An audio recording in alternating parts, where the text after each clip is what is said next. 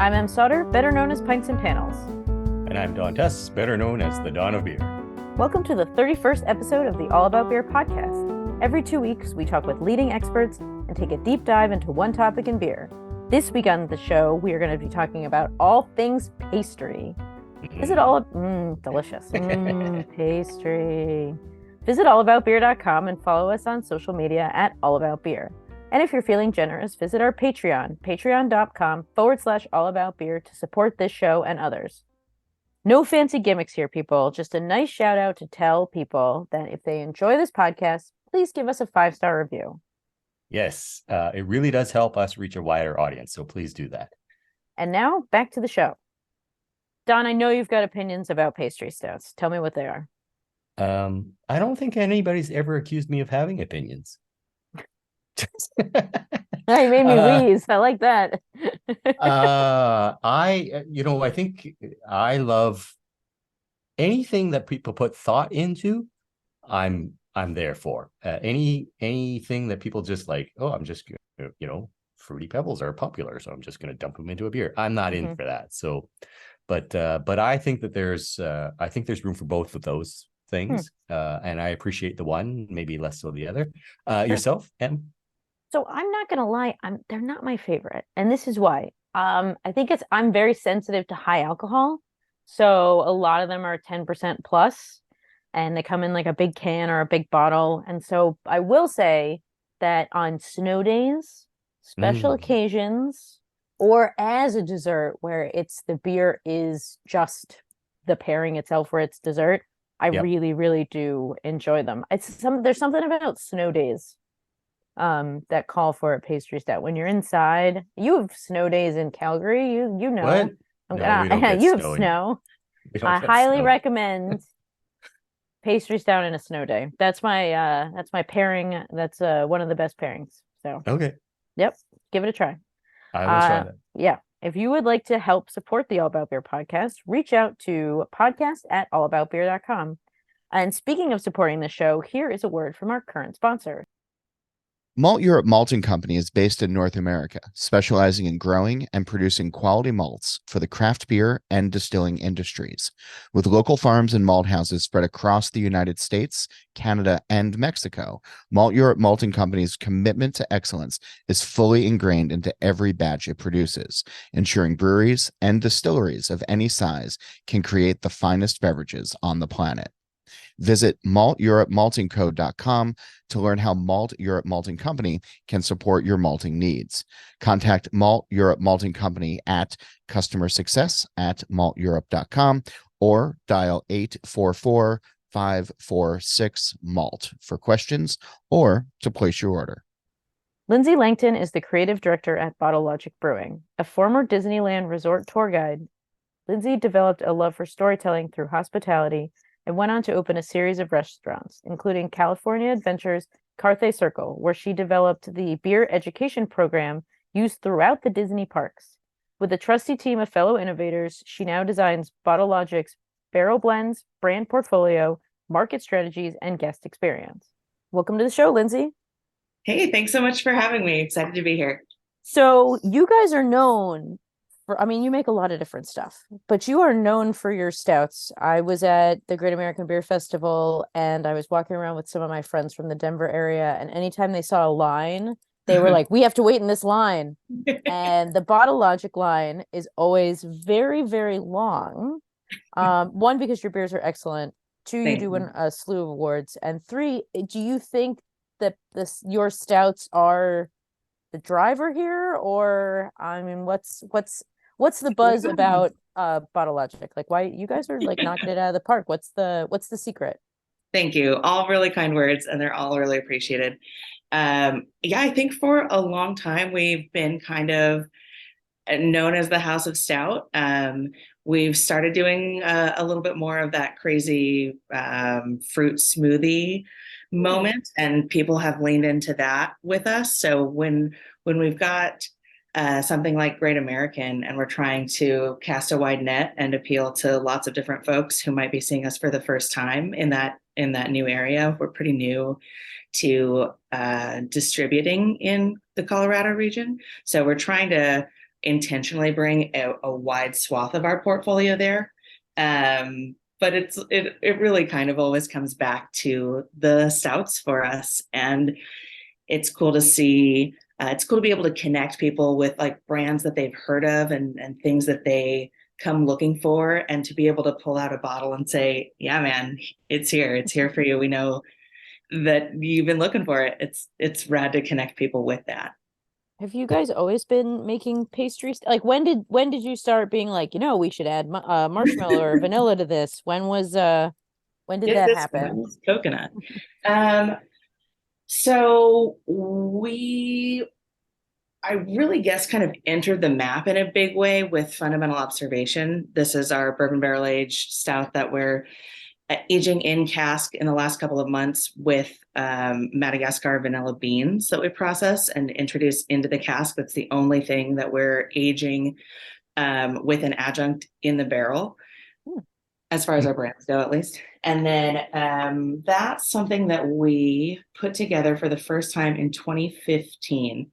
And it's wild. Like I can still distinctly remember having our steering meeting and trying to plan like, hey, we've got a stout that's just about ready to build a brand with and make an identity for. What are we thinking? And we could have gone with coconut and could have gone vanilla and ended up picking vanilla. And that really was kind of what catapulted us into the beer drinker's eye. Can I ask how the decision was made between coconut and vanilla? Like, did you do a taste test or? So, man, we should for sure talk about taste, like benching ingredients of choice, because at this point we probably have more like coconut and vanilla vendors than we do hop vendors. Oh, which is wild. Oh gosh. At that time, we were all really hyped on Goose Island and Vanilla Rye. And that was like the big moment, the big hype moment, I guess, in beer going on at that time. And so we were in awe of that and kind of saw a path there. If people are into that, maybe they'll be into what we think we'd like to create in a vanilla moment. Cool. Thank you. Vanilla Moment is a great name for a beer. That's true too. I want, and that's free. Yeah, it's a free beer name. I don't know. You can look it up on Untappd. I want a Vanilla Moment. Don, do you want to I kind of want to, I like that. What, Em, as you know, I love recording this podcast with you, but the one thing I don't like is that we start talking about these beers and I get thirsty, and like right now at this moment I would like to have a vanilla moment. I would also like to have a vanilla moment, but it's 3:00 and I still have work to do. And what are usually the ABVs of your pastry stouts? You guys go high or like try to keep it low? I always feel like pastry stouts are like, I just bought a pastry stout 16%. Sure. Was that barrel aged or is it a fresh liquid? It was barrel aged. Yeah. So we two-prong answer, I guess. We did for a little while pre-pandemic fresh pastry stouts that were really popular, and we sold those in 16-ounce cans. And those hovered around 8% broadly. And maybe if we're feeling crazy, it'll get up to 10%. And post-pandemic, the demand for those has just like absolutely been annihilated. I think people are like, if I'm committing to a pastry stout, it's either going to be, let's go all the way, let's do the top shelf, barrel aged, high ABV, like full experience, or not waste my time, which is fine. And being able to recognize that trend and not put those beers into our schedule anymore has been, an intelligent business progression. But anyway, the barrel aged versions of all of these things, which really is kind of where it started. And then we elected to say, oh, well, what if we made these a little more sessionable with the fresh side of it? But the barrel aged heart of what we're doing really hovers around a 14%. Sometimes we'll kick all the way up to like 16. The last year and a half of releases have tempered more around a 13. but I like most of our brands to stay right at a 14. I think that heat from the liquid itself kind of tempers any big sweet from any post barrel adjunct that we're hitting it with. Thank you for that, because I was going to ask, does the alcohol actually do something? And it does. So Yeah, I think great. it keeps your palate. I'm fresh is such a tricky word, especially with big monster like sugar beers, but to give your palate and your brain a path, I think is something that's really important to me as I blend and as we bench adjuncts on these. I don't want to bore you. I don't want things to stay just in one place. I want there to be a starting point and a movement and a finishing point. Thank you for that. Yeah.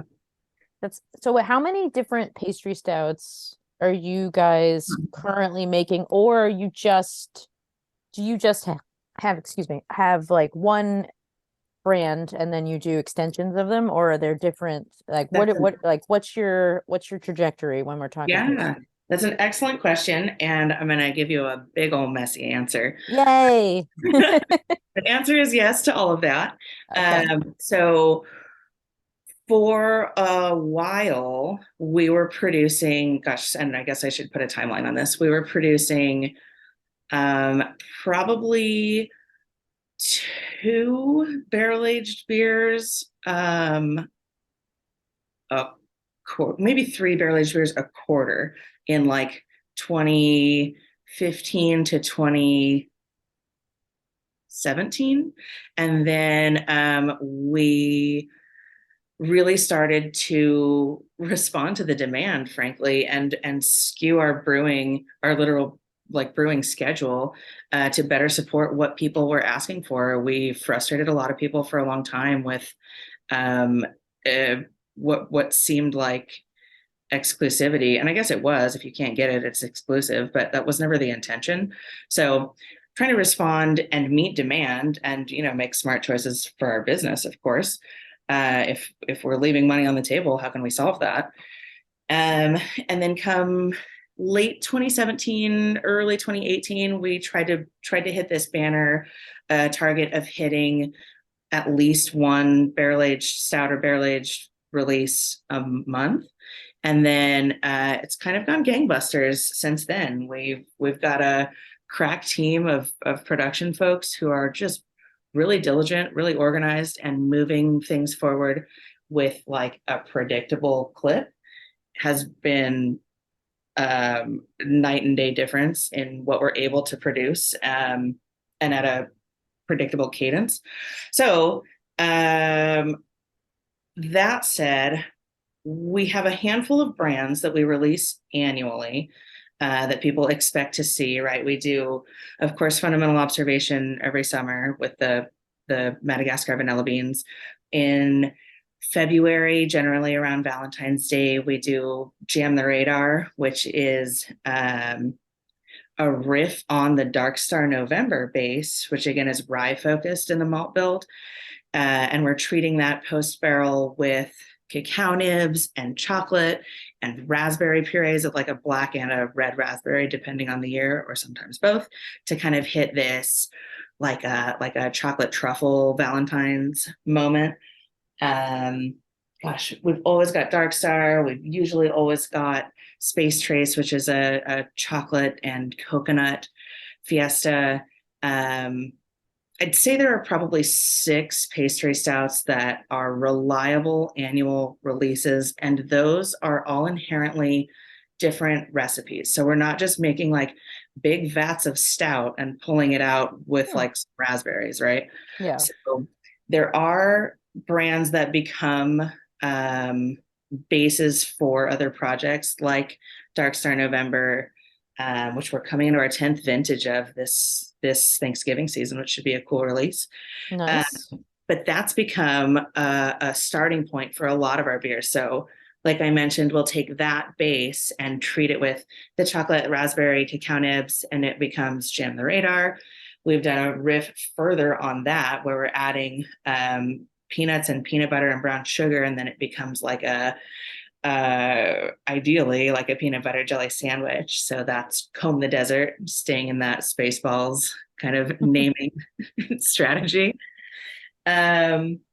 We've blended popular beers together. So the Space Trace, which is a cacao and coconut beer with its own recipe, was something that like guests started blending with Jam the Radar.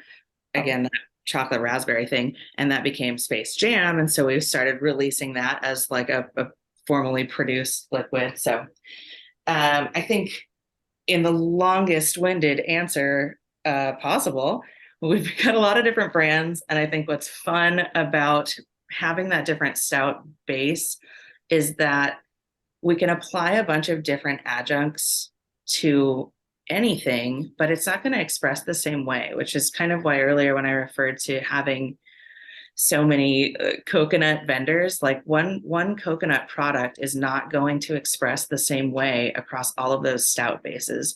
So it's a lot of benching, a lot of test and adjust. And I think that's what keeps things really interesting for us. That's Yeah, that's so much. That was Yes. enormous. I'm sorry. So No, I love it. this is sort of kind of maybe in the same vein, but then, so what is the secret to making a great pastry stout? I think that a lot of non-brewers think, oh, it's just a bunch of sweetness. So you just take a bunch of coconut and you just dump it in there. But it sounds like you put a lot of thought into the flavor profile you want and how you achieve it. So like how do you do it? That's what are the secrets? Yes.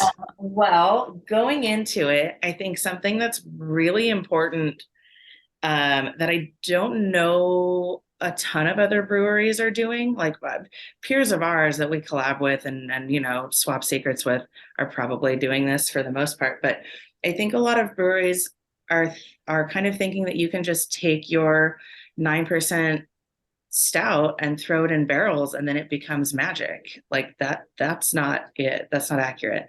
So we're brewing to barrel age. So we're making beers that start at like a 32, 36 Plato. We're fermenting it down to like 14, 18 maybe. This is like a 4 to a 6 hour boil. Like we're making monsters. Yeah.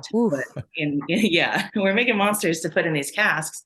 And then like choosing your casks is such a huge component of this, right? Like I'm looking for bourbon and an exceptional bourbon, and that's been a unique challenge the last couple of years, trying to source from tertiary like cooperage brokers, because because it doesn't really work. Like big houses can sell big bourbon houses can sell all of their casks to Scotland with like the click of a button. And so when you've got, I don't know, however many 5,000 craft breweries like screaming in the background, being like, please just give us 3. We want 3 casks. They're like, yeah, no. Yeah. So we work with cooperage brokers. And it's been tricky to get some exceptional stuff recently, because I think the caliber of beer production, I think a lot of people now are making really excellent liquid, and we're all looking for the same stuff now, barrel wise.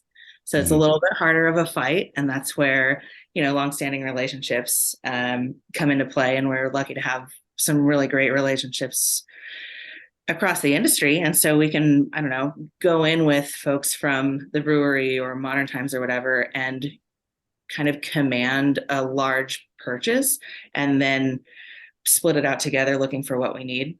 Oh, I see. Yeah. That's nice collaboration to make sure that you guys are all getting the things that you need. Yeah. Totally. Sourcing you. Yeah. It's like the best possible use of like a brewer's guild, right? Like we all know that we print on a black t-shirt. Can we just buy thousands of them and then split them out and get a better rate? So trying to move business forward with an intelligent kind of look from that direction. I think being smart about where you can save money and where you can use purchasing power as a larger group, if you've got friends or peers that you trust to go in on making a big purchase, that's I'm trying to bring this back around. I lost myself. Yeah. Sorry. No, that's Trying to get these barrels is a big deal, and it's such a big part of the flavor that's going to affect this liquid. It's spending 12 to 14 to 16 months for most of our projects. We're sitting there for about a year, if not a few months longer.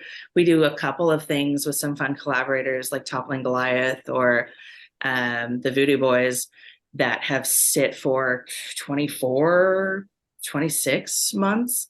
So I'm thinking of the barrel almost as a primary ingredient. So I'm trying to source impeccable, important, interesting, delicious barrels as we're even starting to talk about what recipe we're trying to build. And it's because of the residual flavor of the bourbon that was in it, or it's because the oak is better from these whiskey makers? I'd say column A, column B, but a little Okay. bit more of the former. I think there's, perhaps your podcast listeners know, there's some pretty strict rules about the wood with which bourbon barrels can be made. And there's, I don't know, slight variations from different houses on how, what they're looking for, what they treat it with. But by and large, I am looking for exactly that, the character of the bourbon that was in it, or any Okay. spirit. So we've played with Scotch and mezcal and tequila, with like white wine barrels that had formerly held tequila. Yeah, kind of getting a little bit out there with some of the more cocktail inspired beers that we do. And again, this is totally veering out of the pastry stout arena, but sourcing barrels is a big deal. I put a lot of time and energy toward it, and I think that is paramount to our pastry stout success. Okay. I have not heard you talk about lactose yet. Oh boy, I would love to just like stop talking about lactose. Because I think a lot of people think, oh, I want to make a pastry stout. I'm just going to take that, like what you said, 9% stout, and I'm going to dump a bunch of lactose in it. And then boom, and I'll put some donuts in it. And then there's my And it's pastry done. stout. We did it. Yeah, we did it. We created the pastry stout. You guys aren't doing that. You're doing long boils. You're doing, what are you doing to like get, that fullness? I mean, you're talking long boils and long aging times, but yeah, I'm not hearing you talk about it. I only saw on your website marshmallow once. There is a lot of marshmallow and there's a lot of coconut. And but before that, it really comes down to building these high Play-Doh, like I'm shooting for viscosity in my malt decisions, right? Like, and how long we're boiling it, how much, like, how hard can I condense this thing? And then like when I'm pulling it out of casks, you're tasting flat liquid. And so it's not always the most perfect like indicator of how this is going to go, but you get a pretty good read. Like if you're swirling your glass and you see this liquid like slowly melting down the side of your cup, that's a pretty solid indicator that things went really right. Unless you didn't plan for it and things went really wrong. But when we're finishing in a beer, like post barrel, I should say, with an adjunct, I'm going more for taste at that point. I'm not leaning on like marshmallows or coconut to build viscosity, although there is going to be like the slightest bump in that, which is cool, but that's not where I'm building it. I think lactose is I don't know, it had its moment in the sun, and then I think we all learned better techniques. I don't, if you want to use it, great. I think it's always just tricky to polarize your product. Like I'm cutting a segment of people who can't enjoy our product out of the net we're trying to cast because they can't digest it. So, and we know better, and like we know a better way to achieve what we would have been achieving with lactose. So why not just move that direction? Lactose That's- is to pastry stouts as Citra is to IPAs. I love I like Citra. I'm just kidding. I think I interrupted you, Em. Oh, no, go ahead, Don. Oh, I want to ask for these pastry stouts, you do a lot of them and they're different. I'm wondering what the inspiration is. Are you at the donut shop and you eat one and you go, oh, I want to make this in beer form? Or do you just dream of flavors and wake up thinking, oh, I have to make this beer that I just dreamt? Or where do you get your ideas from? That's a fun question. And my I am fortunate to have rad restaurants all around us here in Southern California. Some good culinary friends that are always helping us experiment and introducing me to new things. And hand to God, I'm out at so many, when my boyfriend and I go to dinner or whatever, I'm always come dessert course. I can make a beer out of this. This could be beer, right? This could be great. Oh, that's So awesome. a lot of culinary experience there that's shaped a lot of what we're doing in the brew house, and just a general eagerness to fuck around and find out. Yeah. Nice. Yeah. My question is, so I've gone to the Festival of Wood and Barrel Aged Beers in Chicago, Yeah, and which is a wonderful festival. I haven't gone the past few years, but it's a very great good. one. They are very good to you. You guys have won a lot of awards there. You've also won a fair amount of awards for your stouts. Yeah. Why do you think that is? Why, is it good brewing? Is it just I've had your stouts and they're excellent. What do you think you're doing that ticks those boxes that you can get those gold? I mean, yeah, you've really every time you guys are, I'm like, of course. I It's almost expected. You say the name along with the MC at the same time. Bottle Logic, yes. Yeah. Thank you. That's very kind. And FOVAB has been an incredible showcase for us. Maybe an unexpected answer to this is Wes, our brewmaster, and I go to FOBAB and enter our stuff and cross your fingers and send your prayers up and see what happens. But more than that, the reason that we go to FOBAB is we want to know what our peers are doing. Oh, sure. So it's in every way a reconnaissance mission. I should call it a reconnaissance gauntlet, because we're drinking every entry that's on the floor. And it is a real time. But knowing what your peers are doing and finding stuff that is intriguing, that's wildly successful, is almost as important as finding the things that are lackluster, that are, I guess, passe, right? And trying to kind of eke out where beer is going and how we can be forward moving, how we can be in front, or how we can just start exploring the next thing that we think is going to be fascinating. I think it's probably irresponsible if I don't, in the same breath, mention we don't pick up awards for pastry stouts. We pick up awards for the non-adjuncted stuff, which is really cool, because I think it shows that there's incredible technique and diligence on our production team side for the liquid that's at the heart of this. Oh. But yeah, this was the first year that Great American had a dessert stout category, where we'd been trying to hide all of these pastry stouts in the chocolate beer or the wood and barrel aged, and it just they're not traditional enough to make sense as winners in those really formalized categories. So yeah, I am heartened that our unadjuncted bases take home some hardware, and I am heartened that our pastry stouts sell very well, whether or not they pick up hardware. So I've got one more question. So a lot of beer geeks poo-poo the pastry stout. Mm-hmm. What do you have any thoughts on that? Um, I think you drink what you like, man. Yeah. And Yeah, exactly.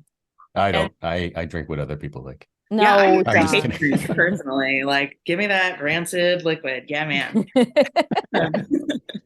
But I don't know, right? Like nothing, it doesn't have to be so serious, you Yeah. know? Like there's plenty of serious beer that we make that I kind of just mentioned, like gets pretty serious accolades, which is really cool.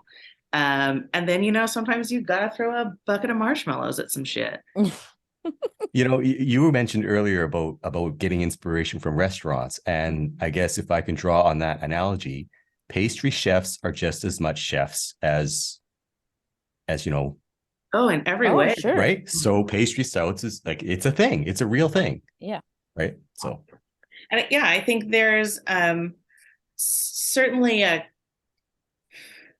caliber that we seek out, um, that we require of our beers, just internally, which is why we're going to try 16 different coconut products and get ovens and roast it ourselves so we can capture like all those oils that are volatilizing. I want that in my liquid. I don't want that to be in the nuts.com kitchen, like losing all that magic before it gets to me. Like ah, I want to control all of the facets of production that we can to really level up every ingredient that we use in every way that we use it. So I think there is, I don't know, like for so long we would see people like throwing cakes into their mash tuns and like, oh, it's a pastry stout, we did it. Yeah.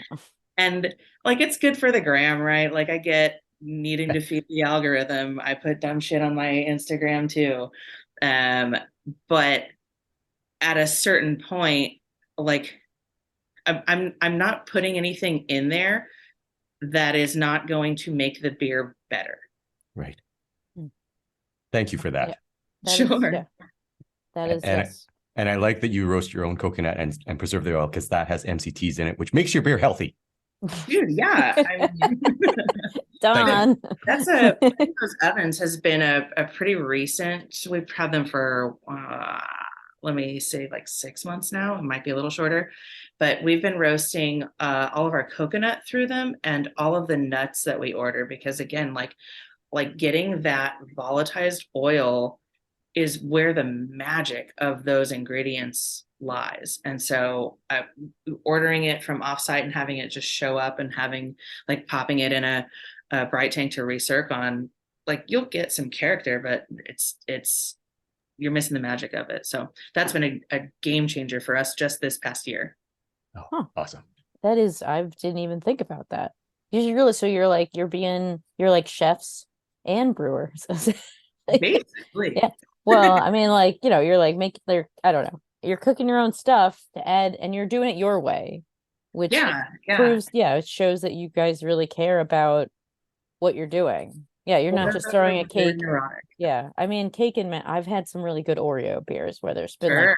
crushed Oreo at the bottom of and I'm like, oh, I'm not mad at this. Um, but Oreo it's, is yeah. hard. Like that's such a hard flavor to nail because like so it's such a bitter chocolate. And then Mm, you've got that like preservative note to it, which is such a weird thing to try to like bring into your liquid. But people expect that character if you're gonna call it Oreo, right? Hmm. It's wild.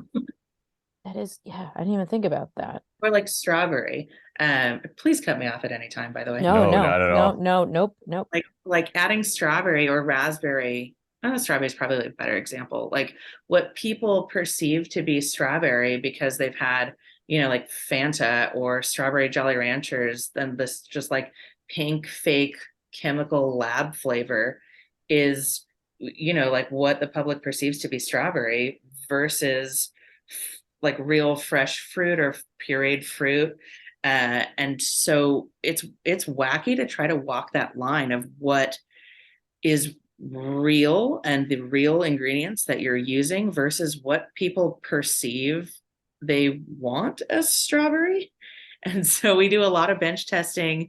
We use Draft Lab Pro in-house, and basically we'll put an iPad in front of people and give them a cup of whatever we're working on and have them objectively kind of just move through the paces of how does this liquid strike you? If we tell you it's strawberry, does this ring true, or are you expecting something really different? Are you expecting that like Jolly Rancher bubblicious like thing?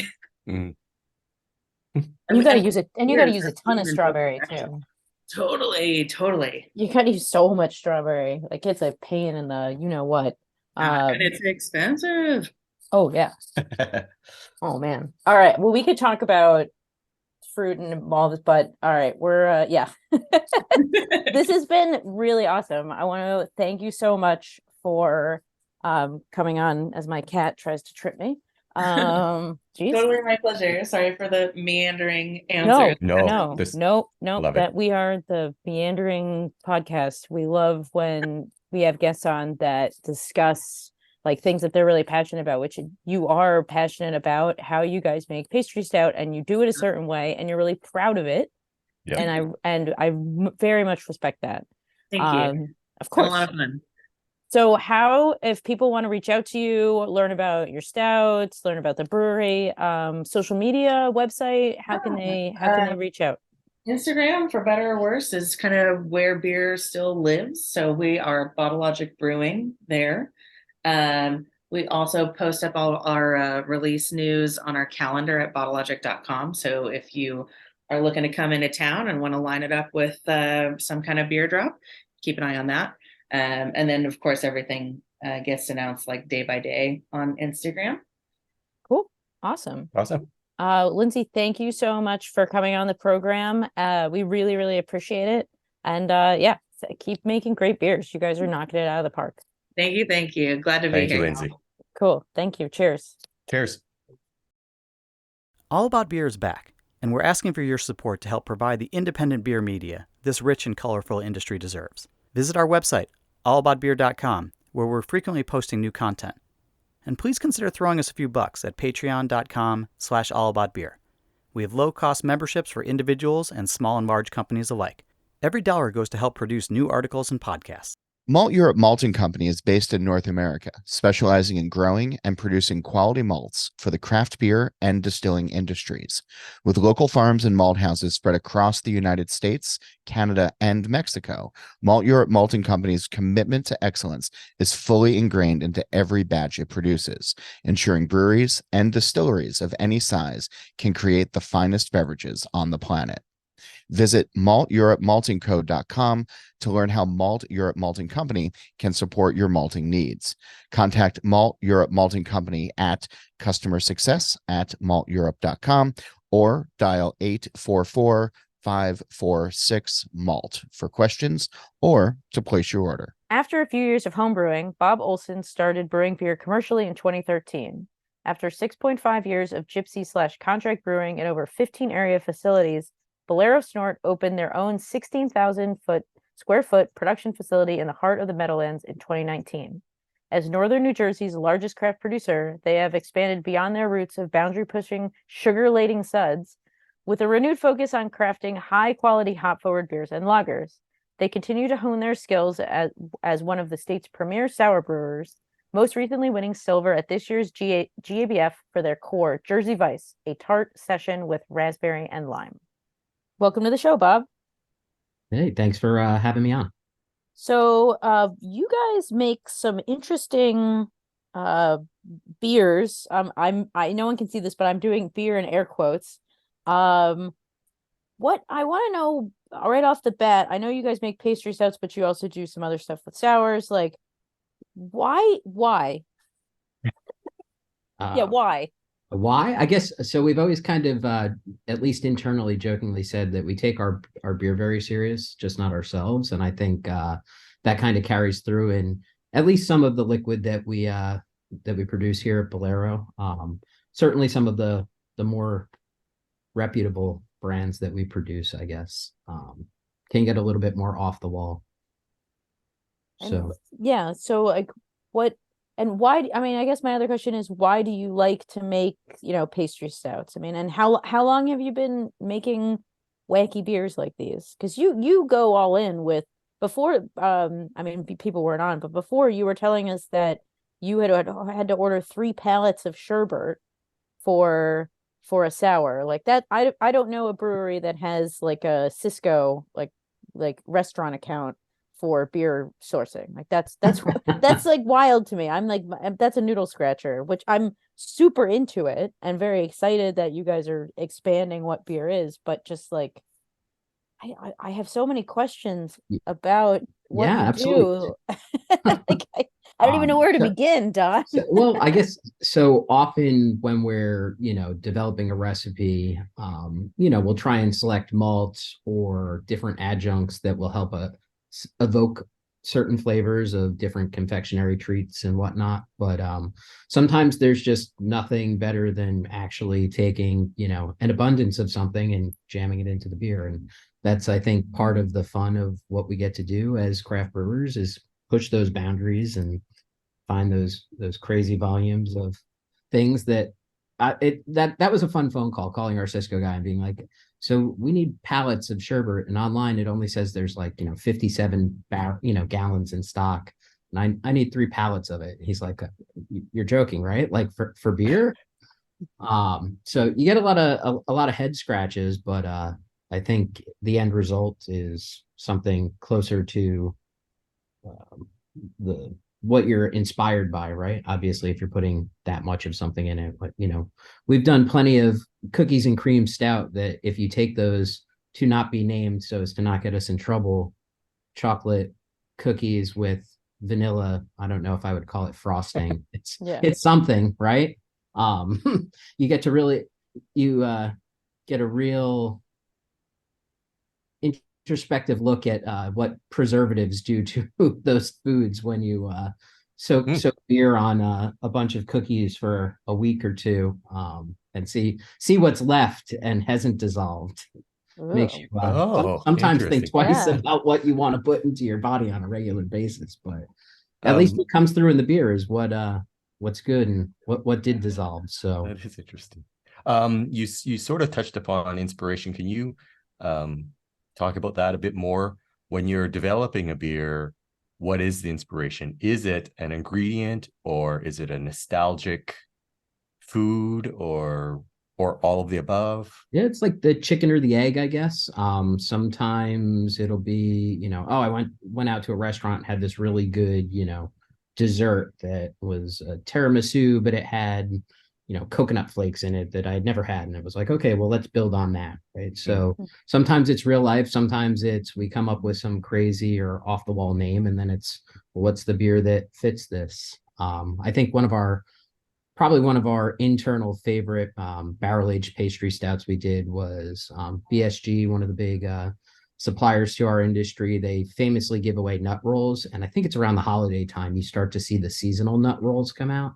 And they had like a spicy churro nut roll. So we had that, and that was definitely fought over by the staff here in terms of who got to eat that when that one came in. But we're like, well, putting peanuts is one thing, but how do you get some of those nougaty type flavors and then evoke the churro with cinnamon and some other spicing? How do you get the nougaty into the beer? Is it like a deep boil or lactose or additives? Like how does nougat typically not show up in additives? Yeah. At least for us, right? Like we will put the product that might have a lot of fake stuff into the beer, but we try to avoid using just extracts. Sure.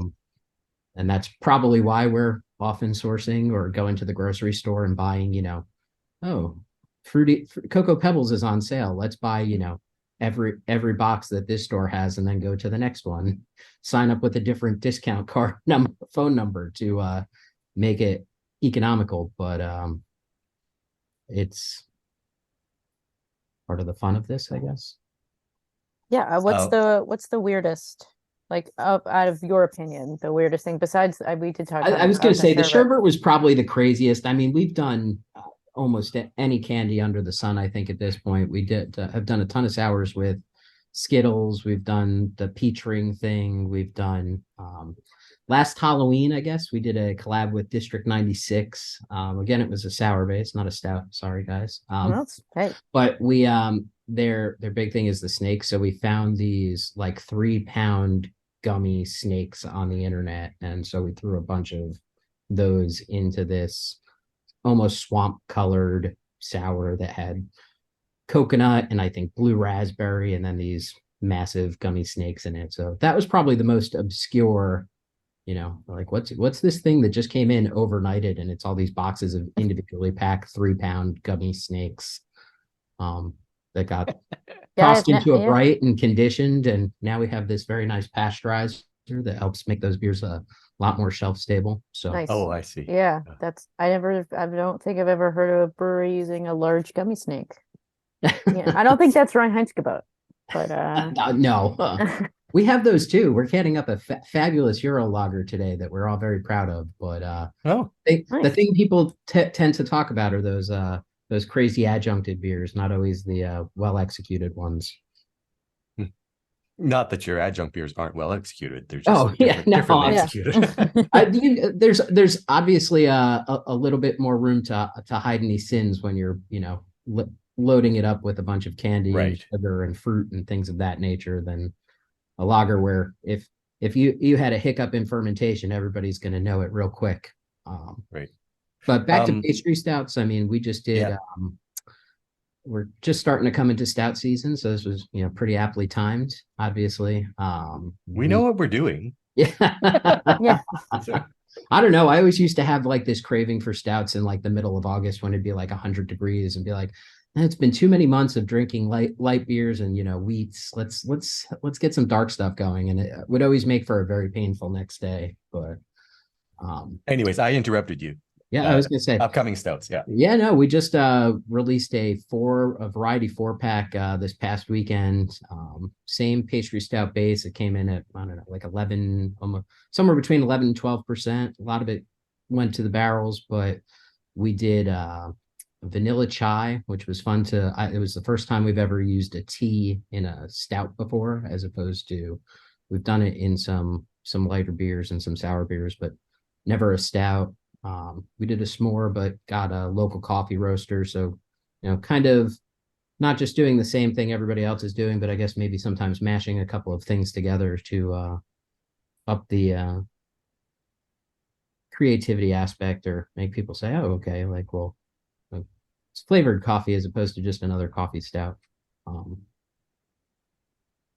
Trying to think, the coffee s'mores, spicy hot chocolate was one of them. That was a whole lot of hot cocoa powder that went into that one.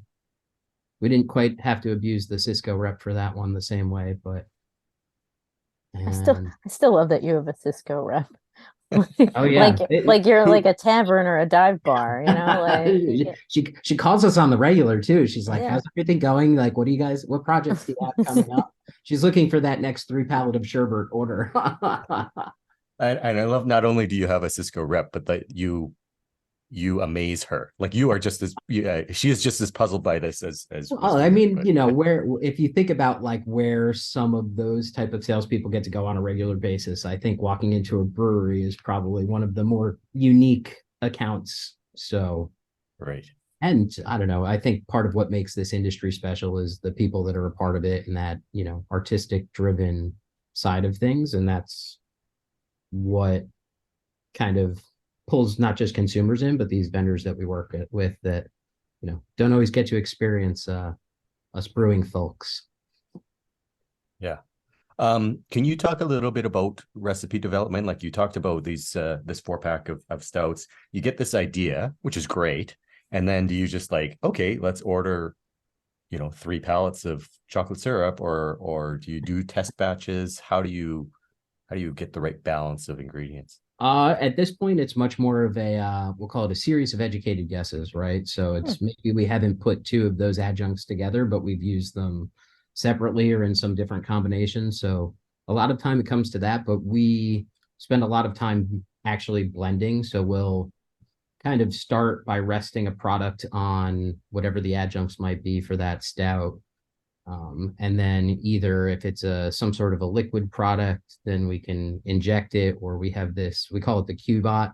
It's a secondary tank with a bunch of different screens that allows us to throw various adjuncts into it and kind of recirculate the beer on it. And so it's like, well, this, we put a bunch of bags of coconut in, but the coconut's not coming through, and we don't have the time to let it sit for another month. So we can jam even more coconut into this side thing and kind of recirculate it and really extract the flavors out of some of those adjuncts that way. And it's really letting the beer dictate and tell us when it's ready, as opposed to the other way around. Right. Do you have any other, because you just mentioned that it's the Qbot is your That's what we, so our equipment's all from QTS, Quality Tanks. nice, good stuff. And so I think they actually sell it on the regular. We kind of helped pilot it for them, but I don't think it had a name. We just called it the Cutie Bot. Yeah. Because it's cute. We have, 30s, 60s, and 90s, and this little 3.5 barrel thing on wheels looked very cute by comparison to the big monsters that are in our facility. But it's got a couple different screen sizes. You can either load the adjuncts into the center and recirculate beer on the outside. It's, I guess, similar to like a hop rocket that a lot of places, Sure. Okay. people might be a little bit more familiar to. It's just wider and has a bunch of different screens to allow us to put a host of different adjuncts in. I mean, when we're making the Skittle sour, we load them in there, and that way the Skittles slowly dissolve during fermentation. I mean, God, cute. I don't know how we functioned without it. Yeah. We got a couple of different methods. That's a big one that we use in our sours and our stouts for really getting a lot of extraction out of these various adjuncts. We have a couple of slotted stand pipes, so we do a couple different sours where we'll source hundreds of donuts from local bakeries, or we got a farm that we do an apple cider donut that we picked up like 1,000 donuts. I think there's something like a third of a donut in every can of beer when you do. Oh my them. gosh. But that, it all gets bagged up and put into a tank with this big standpipe that allows it to, all those bags to not get sucked down into the absolute when you're drawing the beer out of the tank, and sits on those donuts for a week, and then it's not the prettiest thing to clean afterwards, but the end result is very tasty. That is I didn't even think about the equipment you would need to do the things that you do. Because in my head you're just dumping stuff in, but that is going to be a huge pain in the ass, because then that's You gotta like get it out. brewing is already like mostly cleaning anyway, and then when you're Oh, yeah. adding stuff to like, and then clog, is there any like I bet Oh, we have had many a clog. oh, I can't imagine. It's like, we could. I don't know if I want to deal with the PTSD of bringing up some of the. Okay, we don't have to talk about it. We don't have to talk about it. But yeah, no, I mean, there's a lot of trial and error with using kind of equipment that nobody's ever used, or different ingredients in that sense. And sometimes it's like, oh, well, we didn't bag this, but we should next time.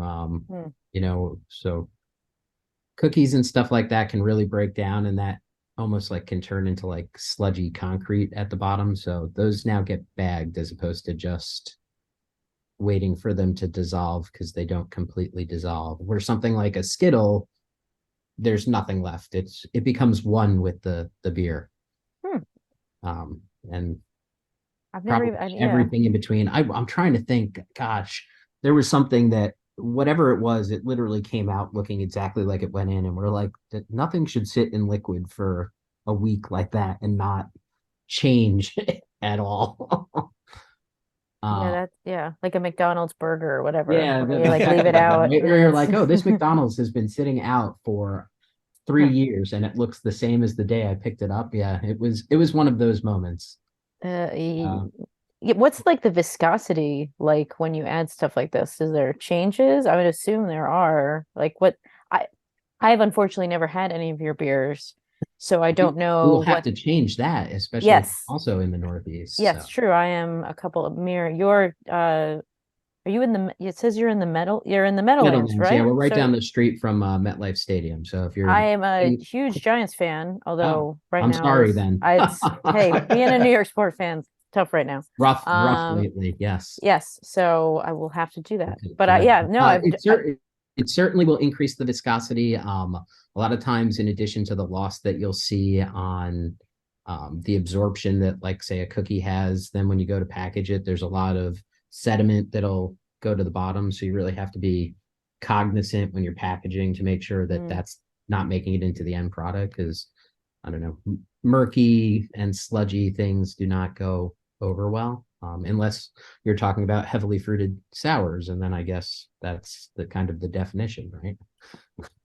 people like the chunk sometimes, like I've gotten some smoothie sours at breweries where it's just like it just looks like puree. But to me, Oh yeah, that's still beer, oh I yeah, mean, I'm not mad about that. yeah. No, I mean we do a lot of those. So Yeah. but you definitely, I mean, depending on, we use a lot of ice cream powders and like the hot chocolate powders, those will always increase the viscosity. The cookies, I don't know, sometimes it's more of even like a mouthfeel difference. It's kind of hard to describe. It's not that the actual viscosity really changed, but the perceived viscosity is higher because of the mouthfeel changes due to resting on the adjuncts. What's the ABV of most of your pastry stouts? Is it quite high, or are you making lower, We make a couple different. dare I say sessionable? We have, the ones that are more in the 10, 11, 12% range, and then I don't think we've ever done any like 6% pastry stuff, but we have actually today they're brewing the 8% pastry base we did a rainbow cookie inspired stout last year as a barrel nice. and so this year we're going to do it as a non-barrel age, so it gets raspberry and conditioned on almonds. The chocolate really comes through just from the base beer. So Are definitely excited for that one this year. That sounds super good. Is that one super is there certain beers that you make that are like really popular pastry wise, more so than others, or is just everything quite, people love the pastry. I was going to say our pastry, it's more, I guess, the base that just kind of, or we have a couple different bases that we draw on depending on what the adjuncts are, or if it's, imperial stout versus imperial porter type of thing. But really for us, the pastry game is more the rotational aspect. So we've had a couple of beers that have popped in and popped out, every so often, but a lot of times it's let's do something new and different and keep people excited when it comes to that realm. So you're constantly innovating, is what so there's never anything keeps things excited. Yeah, I thought so there's nothing that you make that people, I mean, it pops in or out, but there's no one that you make every year, or we do a couple. We do a Bergen County Bull Stout is our barrel aged stout that's series very that comes out the week before Black Friday. Wink. Oh, Wink, nod. I don't know what you're talking that's about. That's that a series. Just gave me goosebumps. I love it. So that's a series that people look forward to, but a lot of times we do mix up the adjuncts with that one as opposed to keeping it consistent. So we have a couple things like that. Probably the most consistently brewed over the 10 or 11 years would be, we do my partner Scott is a massive Lebowski fan. So nice. We do a White Russian inspired, and sometimes that's in a non-barrel aged, sometimes it's in a barrel aged, but he drinks a lot of them. So we've got the perfect palate when it comes to blending that one, because he has spent a lot of years drinking a lot of milk on Friday nights. So some people think of pastry stouts as gimmicky or not really beer. What would you say to them? I mean, I guess they're entitled to their opinion. Okay. You're not out there. I think you're never going to change, somebody's opinion. I think that's really rooted in that, right? Like somebody who's truly Reinstühl, it's not beer if it's not just this. Okay, that's, I think what's lovely about our industry is there's not as many breweries as exist if people's palates weren't all different and things are subjective, but at the base of it, obviously it's certainly beer. Just because you're either putting adjuncts into it, be it real or trying to evoke those flavors, and brewing something more traditional. It's what is the definition of beer at this point, right? Like, I mean, technically some of the hard seltzers on the market are technically beer. Or taxed, essentially. Yeah. So it's I don't know. It's Have you ever had anybody walk into the tap room, take a look at the menu, and like, nope, I'm out? Not really. And I think Yeah, part of that for us is we have a very wide range of beers in our tap room. There's a lot of places that, it's, hey, Em, let's go meet up at brewery ABC. And I was like, well, I'll go, but I'm only, I don't really drink IPAs and stouts, and that's all they have, right? We really try and pride ourselves on having something that should fall into, or at least get close to what somebody would want to drink, because it's part of the experience, right? Then they have a positive experience in coming here and hopefully want to come back, as opposed to, oh, well, I'll go and I'll meet you there and we'll have one beer that I'll suffer through, and then let's go to the restaurant or bar down the road that has what I want to drink, right? So we, I think really put a big focus on having a wide variety of offerings. So try to please as many people as possible. You've got 1, 2, 3. Well, I was gonna say you have 4 lagers, but one of your lagers is an Imperial Martin with cinnamon, nutmeg, clove, ginger, and vanilla. Imperial pumpkin pie Marzen. So yeah. Wow. We took a traditional style and completely bastardized it because, I don't know. We did a Marzen last year that took medaled at the US Beer Open, and it was like, well, that was great. And before that happened, it took us, I don't know, 6 months to sell through the very small batch of it that we had, where we're like, oh, if we put pumpkin in it, then we'll be able to sell a whole lot more of it. So let's do that. Yeah, I mean, that sounds good. It's kind of the unfortunate side of things. I would love more of those people that are like, this aren't beer to go out and actually buy craft. Because then we would get to brew more of those traditional lagers. But yeah, we make a couple that are always available. Raging Bull is our amber lager that we've been making since day one. It's the only beer that we started with that still almost 11 years later is still in production and still produced and regularly available. But our American lager was far and away our best seller last year. Like that, yeah. All right. We like making clear beer. Yeah, you do it. It looks like you have a good time, but then you also stick to, you got a fest beer. And a Mexican lager. I mean, it's brewed with solid lime, but hey, sometimes it's got, a little bit of twist on it, and sometimes it's got a lot of bit of twist on it. It just kind of depends on, like I said, sometimes it's a beer name that dictates what we do. Sometimes it's our sales guys are like, hey, we would really love to have this type of beer because it seems like a lot of people are asking for it. And sometimes it's, hey, let's go nuts and literally put 7 types of nuts and coffee. Yeah.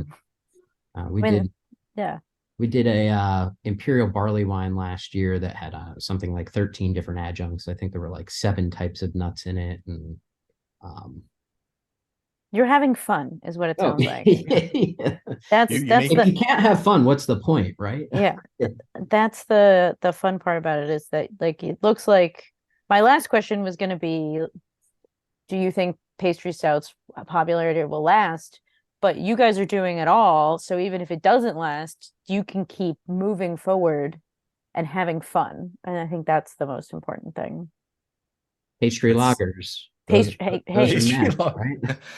Oh my God. We're gonna yeah.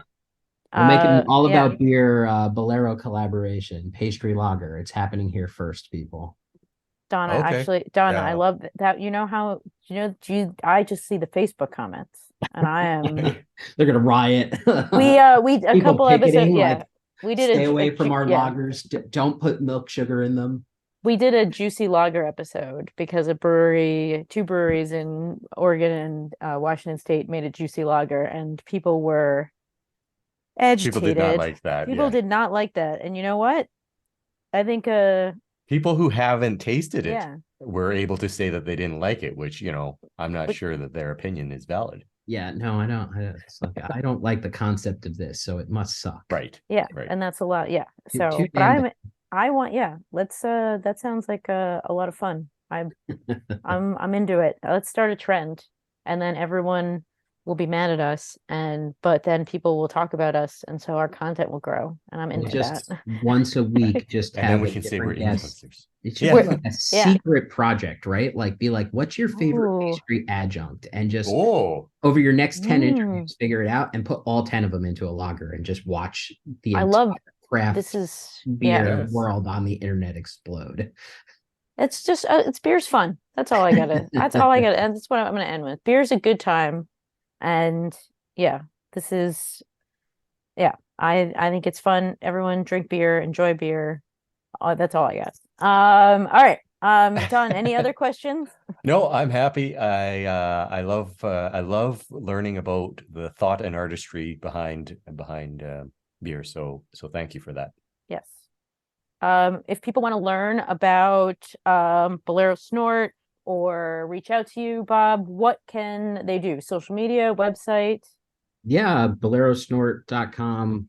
It's our Instagram, TikTok, Twitter. We somehow managed to secure them all with our crazy bull inspired name that also is the subject of much love and hate on the internet beer worlds. But yeah, no, if that or if you're in New Jersey, definitely come check us out. Try some of the beers. That's at the end of the day, the best way. Cool. Wonderful. It's the only way to have a good time near MetLife Stadium. Yes. If you're a Unless Giants, Taylor yeah, Swift is in town. that's true. There's a really good diner There's near a lot of really good diners. there's a lot. Yeah, you can just eat. That's the best part about New Jersey. Whenever you guys want to come visit, we can go get some disco fries and drink some pastry lagers. That sounds awesome. It's only like 2 hours from my house. All Or right. how about disco fry pastry lager? That there might be lines. There might be lines. All right, this is over. All right, Bob. Thank you so much for joining us today. Have a great one, guys. Yeah. Cheers. Cheers, Bob. Cheers. Don, what did you think about all things pastry? I learned actually a lot more than I thought I would. I thought I would learn something, but then like the whole, like what Lindsay was saying, like barrel sourcing. Yeah. Like I was not. I mean, obviously, I loved hearing Bob talk about getting 3 pallets of sherbet and all that, but barrels, I just didn't think of it. I guess. So I think that was really cool. How about you? What did you like? I really enjoyed how when it's not just dumping stuff into the mash tun, there's like special secondary equipment like that Bob and Bolero Snort have, where like that's really crazy to me how the complexities of making flavors. And then same thing what Lindsay said, when like how can I mimic and create something that tastes what people perceive as tastes like this, Right. when I can't just add strawberry and it's not going to taste like strawberry. I need to like create it. It's just was really fascinating how complex beer is. Yeah, like it's I mean, I know you love that stuff. I just think it's really unique how it's not just dumping Skittles No. into the mash tun. I mean, you can do that, but it's gonna be a pain in the butt. And I just think it's just really fascinating It never how is. Yeah. how different Bolero Snort's process is versus Bottle Logic's, yet they're brewing the same type of beers, but totally 2 different ways. And there's so many different, that's my favorite. There's so many right ways to do things in beer that create the same thing. And I love Yeah. that. I love that Yeah. about beer. I agree 100%. Ah, it's so cool. Visit the All About Beer, visit the website, our website, allaboutbeer.com, and follow us on social media at All About Beer. And again, if you're feeling generous, please visit our Patreon page, patreon.com/allaboutbeer to support this show and others.